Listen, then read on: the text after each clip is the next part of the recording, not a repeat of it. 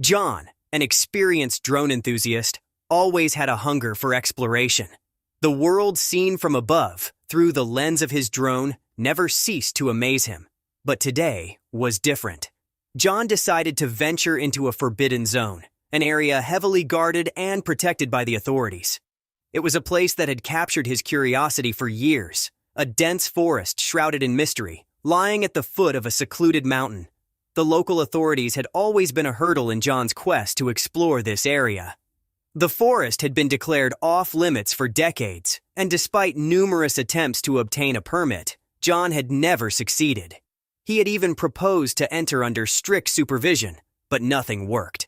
His desperation to explore the unexplored grew until one day he made a fateful decision.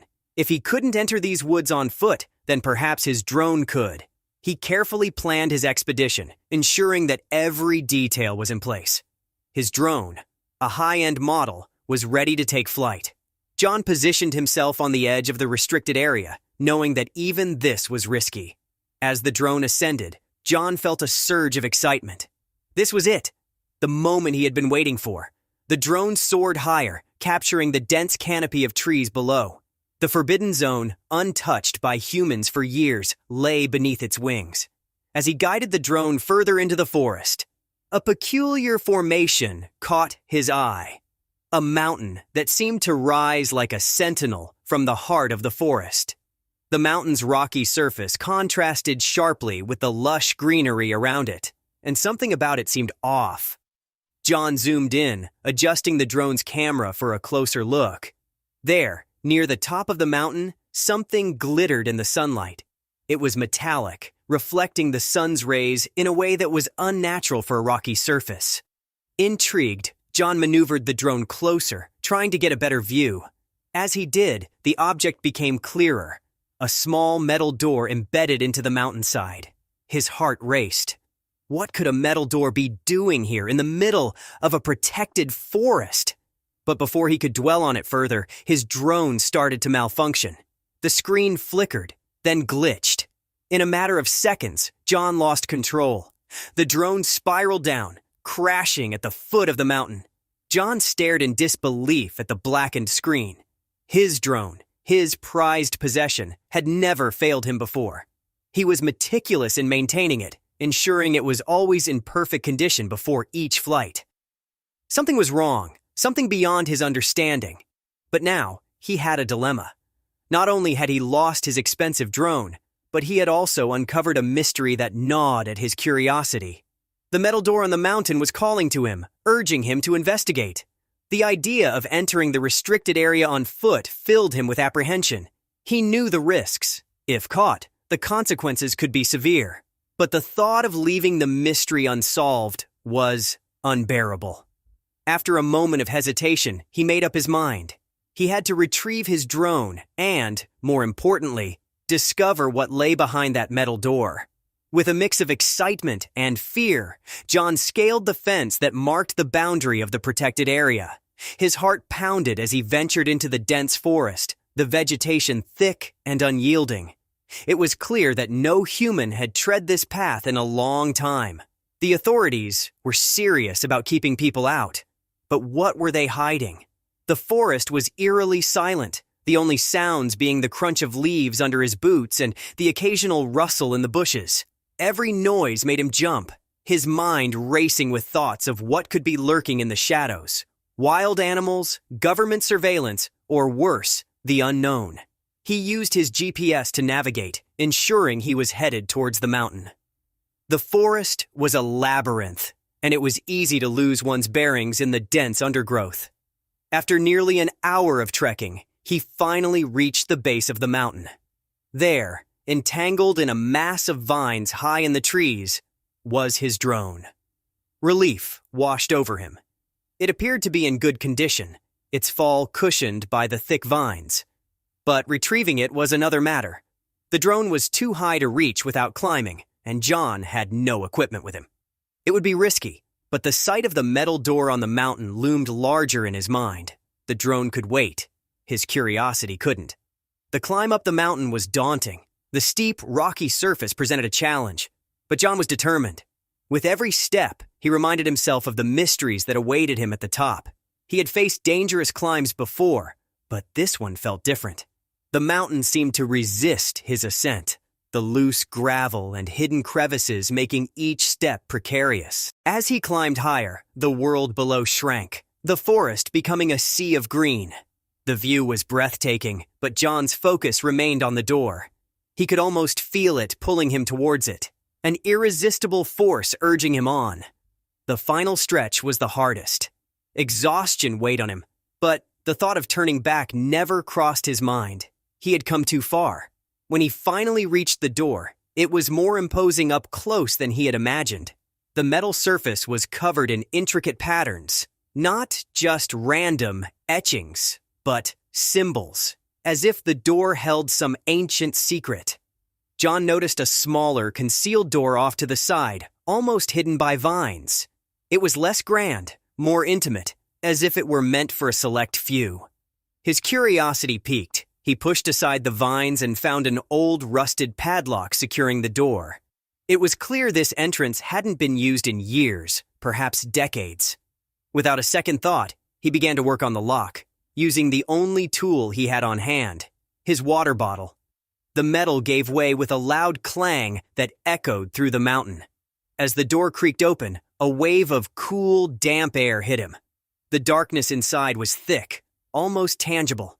John flicked on his flashlight, the beam cutting through the gloom to reveal a cavernous space ahead. The smell of decay hung in the air, a testament to the passage of time. He stepped inside, the door closing behind him with an ominous thud. The cavern wasn't a single open space, but a network of tunnels and chambers, each one more mysterious than the last. The walls were rough, the floor uneven, and the silence was overwhelming. The only sounds were his own footsteps and the occasional drip of water echoing through the tunnels. John moved cautiously, marking his path with small stones to avoid getting lost in the labyrinth. As he ventured deeper, he came across ancient etchings on the walls, similar to those on the door, but more elaborate.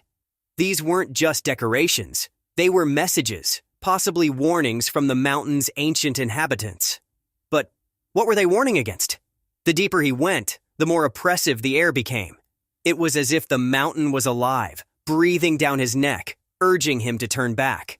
But John pressed on, driven by the need to uncover the truth. He had come too far to turn back now. His flashlight flickered, the battery running low. Panic set in. He had forgotten to bring spare batteries, and the thought of being trapped in the darkness was terrifying. But then he noticed something, a faint bluish glow coming from deeper within the cavern. Intrigued, he followed the light, finding himself in a chamber illuminated by bioluminescent fungi. The soft glow bathed the walls in an eerie, otherworldly light, providing just enough visibility for him to continue. The chamber was vast, with high ceilings and intricate carvings on the walls. It was unlike anything he had ever seen, a testament to the skill and artistry of those who had come before him. As he explored further, he found more remnants of the past, broken pottery, rusted weapons, and faded textiles. Each artifact told a story of a civilization long gone, but what had become of them? At the far end of the chamber, a spiral staircase carved from stone wound its way upwards. The steps were worn, evidence of countless feet that had trodden this path before him. He hesitated for a moment before beginning his ascent, the air growing colder with each step. Halfway up, John froze. A new sound echoed through the cavern. Footsteps, not his own. They were faint, but unmistakable, growing louder with each passing second. A chill ran down his spine as he realized he wasn't alone. But who or what was following him? He quickened his pace, his flashlight flickering dangerously low. The footsteps grew closer, echoing eerily in the narrow stairwell. John's heart raced as he reached the top of the stairs, bursting into a new chamber. It was larger than the previous ones, with a vaulted ceiling and a series of intricate columns lining the walls. In the center of the chamber, something caught his eye. A large, circular panel embedded in the floor. It was covered in the same strange symbols he had seen throughout the mountain. His heart pounded as he approached it, the panel glowing faintly, as if reacting to his presence. He knelt down, tracing the symbols with his fingers. They were warm to the touch, pulsing with a faint energy. Suddenly, the panel began to shift, sliding open to reveal a hidden compartment below. Inside, John found a set of ancient documents, the pages brittle with age. They were written in a language he couldn't fully understand, but one phrase stood out: the core of the mountain. As he studied the documents, the chamber around him began to hum with energy. The columns glowed, the symbols on the walls lighting up one by one. The mountain was waking up, responding to his presence in ways he hadn't anticipated. But what had he awakened? The footsteps from the stairwell grew louder, and now they were accompanied by whispers, voices speaking in a language he couldn't understand. John's fear reached a fever pitch as he realized he had to leave, and fast. But as he turned to flee, the chamber door slammed shut. The air grew thick with tension as the room began to close in around him. John was trapped, the mountain unwilling to let him leave. Desperation set in as he searched for another exit. His flashlight flickered and died, plunging him into darkness. The whispers grew louder, more urgent, as if the mountain itself was trying to communicate with him. In the pitch black, John felt his way around the chamber, his fingers brushing against the symbols on the walls. As he touched them, they began to glow, casting a faint light that revealed a hidden passageway behind one of the columns. Without a second thought, John rushed towards the passage, the whispers growing louder in his ears. The air was thick with energy, the mountain's heartbeat syncing with his own as he plunged into the darkness. The passageway was narrow and winding, the walls closing in around him. The further he went, the more intense the energy became, vibrating through the very rock. The whispers were now a chorus, chanting in unison, guiding him towards something that lay at the heart of the mountain. Finally, the passage opened up into a small chamber. In the center, a glowing crystal pulsed with energy, the source of the mountain's power. The core. John could feel its pull, a magnetic force that drew him closer. But as he reached out to touch it, the whispers turned to screams. The mountain was warning him, urging him to stop, but it was too late. His fingers brushed the crystal, and a surge of energy shot through his body, knocking him to the ground. As he lay there, the chamber around him began to collapse. The mountain was tearing itself apart, its ancient secrets no longer safe. John scrambled to his feet, racing back through the passage as the walls crumbled around him. He burst out into the open air just as the mountain behind him caved in, the sound of crashing rocks deafening. He had made it out, but just barely. The mountain's secrets were buried once again, hidden from the world. Exhausted, John collapsed on the ground, the documents clutched in his hand. He had risked everything for a glimpse of the unknown, and while he had escaped with his life, he knew that the mountain had taken something from him, something he would never get back. As he lay there, staring up at the sky, John realized that some mysteries were never meant to be uncovered. The mountain had warned him, and he had paid the price. But even now, with the mountain's secrets buried beneath the rubble, he couldn't shake the feeling that the adventure wasn't over. The core of the mountain had left its mark on him, a lingering presence that would haunt him for the rest of his days. And as he slowly made his way back through the forest, John knew that he would never be the same again. The mountain had changed him in ways he couldn't yet understand.